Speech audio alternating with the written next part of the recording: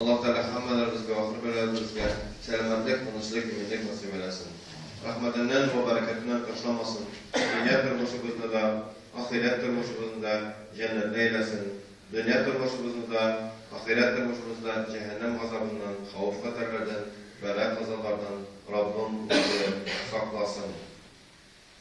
Allah Subhanahu ve Teala bizlerge elhamdülillah özünün yurtunda meçhitte yılışıga nasip eyledi.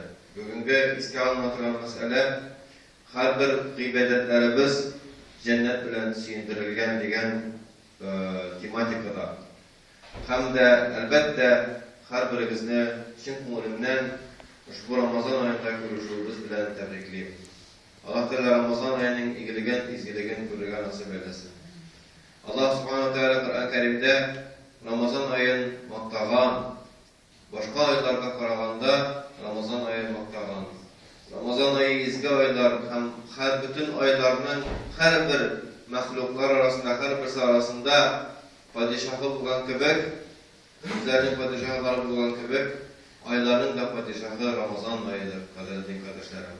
Şunu biz isten çıkarmasak idi, hem iste tutsak idi. Hem şuluk vakitte Resulullah sallallahu aleyhi ve sellem başka gıybedetlerge de şu ayda ecirlerin artırıl birleykenliğini iske almak.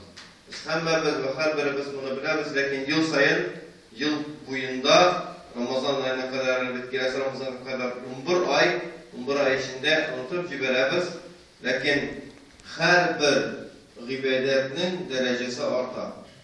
Misal için farz namazı, 2 rekat farz namazını okuduyken, kişi itengen namazını okuduyken, ama 70 mertebe itengen namaz okuyan ecri biriler. Kaya şunun kadarı bizge zarflat biriler. Bir kaya da, bir neydi, sferda da, anın katlek, Allah Teala kebek zarflat birişi yok. Bizge işkaki birişi yok. 2 rekat namaz için, gadi günlerde 2 rekat farzını okudun iken, bu ne sen 2 rekat farzın? Meşte okudun iken, 27 mertebe kübrek bula, şu 27 mertebe kübrek dereceli meşte okusan Ramazan ayında senin eli şu 27 mertebe neyse 70'e tapırlama. 70'e tapırlama. İdegine okusan 70 mertebe, 70 gün boyu padrat, 70 gün padrat İdegine namaz okuman kübrek eşitler alasın. Bu Resulümüz, bu benim söz tügül. Benim uylap bakmam bir tek hıyalım tügül. Benim ümmetim tügül, şahsi ümmetim tügül. Resulullah sallallahu aleyhi ve sellem'in köp türlü hadislerinde, köp türlü çıganaklarda Resulullah sallallahu aleyhi ve sellem'in vahdesi bu kadar tekrar. Şulay bu farz sünnet gıybedetlerine, farz gıybedetler başlarken de ile namazının farzı var, itengi namazın farzı, ilenin var farzı, hem akşamın geçtiğinin farzları var, ikindinin farzı var. Şulay her bir işte vakit namazının Resulümüz kat degen sünnetleri var. İrtengi namazının aldığından 2 rekat sünnet, ilenin aldığından 4 rekat sünneti, akşamının sonundan 2 rekat sünneti, geçtiğinin sonundan 2 rekat sünneti. Bunlar Resulullah sallallahu aleyhi ve sellem kat ötegen. Allah'ın ötevleri, Allah'ını ötegenliğinde şu kadar degen, hatta degen kaldırgan bulsa da bir zor sebep arkasında. Yeki sefer, yeki anda havf kadar, yeki suğuş bulgandağına kalgalagan bulurga mümkün, lakin onun kaldırganın sahabeler bu sünnetlerini Resulullah sallallahu aleyhi ve sellem, bu namazlarının sünnetlerin Resulullah sallallahu aleyhi ve sellem kaldırganın sahabeler bir sirek kürgenler kurseler de kübrek çırakta kürmegenler. Ki Türkçeleri hadislerinde, rivayetlerde bizge saklap, üzerine saklap, üzerinin tabiinlerine iletip, tabiinlerine anlasın. İmam Abu Hanife gibi hem başka halimler yazıp kaldırgan çıganaklarda, en birinci çıganaklarda bu neyse bu sünnetlerini kaldırmagan Resulullah sallallahu aleyhi ve sellem. Şu kadar kaldırmagan, onların sünnet buluları sünnet ittirip atalgan. Yani şu sünnet ibadetler için gadi çırakta, gadi vakitte neyse onlarga sünnet ütelgen ecri bilirler. 4 rekat sünnettir, 4 rekat sünnettir. Ramazan ayında Allah Subhanahu Teala 4 rekat farz namazı ütelgen ecri bilirler. Peygamberimiz sallallahu aleyhi ve sellem şubayı bu adaydır kavramımızda. Hem şunun kibek şulaytip derecesi sünnet amelde derecesi zur. Ramazan ayında anın derecesi zurayıp gider. İşeyip gider. Şu an biz gıybedetine biz Hanefiler nesep gıybedetinin sünnet ikenligi bizning karşımızda sünnetligi ispatlanırga tiyiş sahabeler tarafından şahitlik bilen. Sahabeler bu Resulullah sallallahu aleyhi ve sellem'in sünneti dip etirge tiyişler. Yaki Allah rivayet etirge tiyişler Resulullah sallallahu aleyhi ve sellem etirge tiyiş nese bu benim sünnetim buna tutunulur.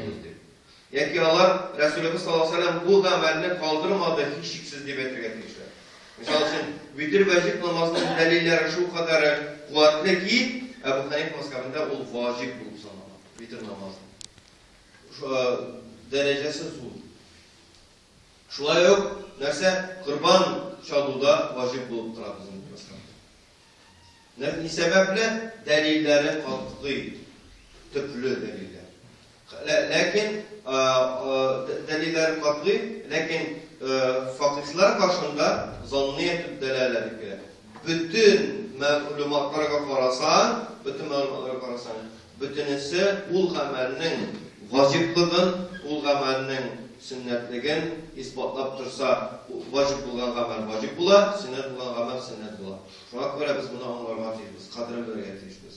Qadrın bölgət deyilimiz həm Ramazan ayında bütün ibadətlərinin derecesi arta ikənliğini anlarmaq deyilimiz. Şuna görə nəsə, qaybirdik kardeşlərimiz, Gümrəni de Ramazan ayında kılırğa duruşurlar. Gümrəni, yani kişi karşını Ramazan ayında kılırğa duruşurlar. Nikdiseniz Ramazan ayında kılgan gıybedetke artığırak əcir verileykenliğin bilələr alar. 70 gümrə əciri alıb bitində başında zəyan getirmək istiqadırdır kardeşlerimiz. Qaybirdik kardeşlerimiz tağında alğarak giderler. Zekatlərin de Ramazan ayında verige duruşurlar. Şu sebeple Ramazan ayında ecri kübrek bulu sebeple disteleyen mertebe, disteleyen derecede ecri kübrek verilir sebeple bizge Ramazan ayında nese bir yıllık zapas yiyip kalırga duruşuga gerek. Bir yıl içinde biz çok mulanaklar kalabızlarla, biz bir yıl içinde çok böyle külebіз, biz bir yıl içinde çok anekdotlar silep, biz hoşlandırabız. Şunday özümüzü şaplandırabız da.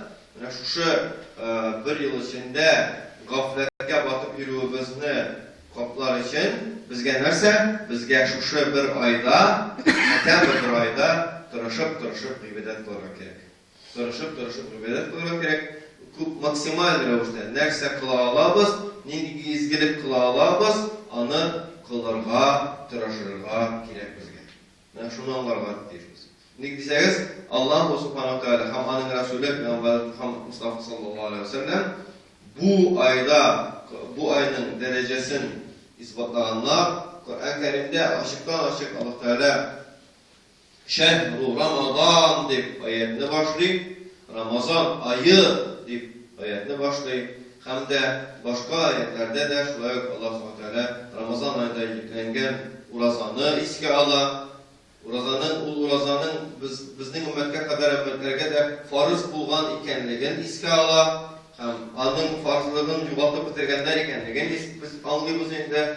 Nikdiseniz Ramazan ayındaki urazanı farz ettirip gıybet kıla başlayanda Müslümanlar ve mağlumat Allah Teala'dan ingenge göre gıybet kıla başladılar. Allah Teala'dan buyruq bulana göre gıybet kıla başladılar. Şuna göre biz kaderlerin kardeşlerim şu meseleni unutmazga tiyişmiz, hem kaderin bilip yaşarga tiyişmiz.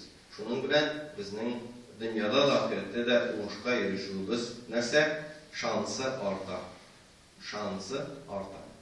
Eğer deydi biz hatta Ramazan ayında da yılda bir ay özümüzün ruhumuzga güç vermesek, özümüzün nefsimizni utpusqıga vermesek, nefsge otuz liraya gerek bir ay. Senin bir neydi işleyalımızın liraya gerek nefsin. 11 ay bizning nefsimiz ruhumuzni güçlü. 11 ay biz nefsimizin tayyorlatına cevap veriyoruz. Et nese özünün su içerge tilagan et kebek anın ardından cevap veriyoruz. 11 ay. Bir ay nefske керек. Все, сеңе отпуска деген керек. Шул вакытта нәрсә? Рух, вот аны китә. Рух бит Аллаһтан. Афахту мин рухи. Мин рухымнан аңа үрдем ди. Адам алейхиссаламның балаларына Аллаһ Таала рух биргән. Шу рухыбызга бер көч була ул, ураза. Ураза шу кадәр рухны куатли ки, хәтта рухыбызның көче тәннән дә көчлерәк булырга мөмкин. Шуны тәннән дә көчлерәк иттереп рухын тәрбияләй ала кеше. Тәрбияләмәгәнгә күрәгенә ул нәрсә? Бер зәгыйф, бер инвалид хәлендә. Безнең күбебезнең рухи халаты инвалид хәлендә.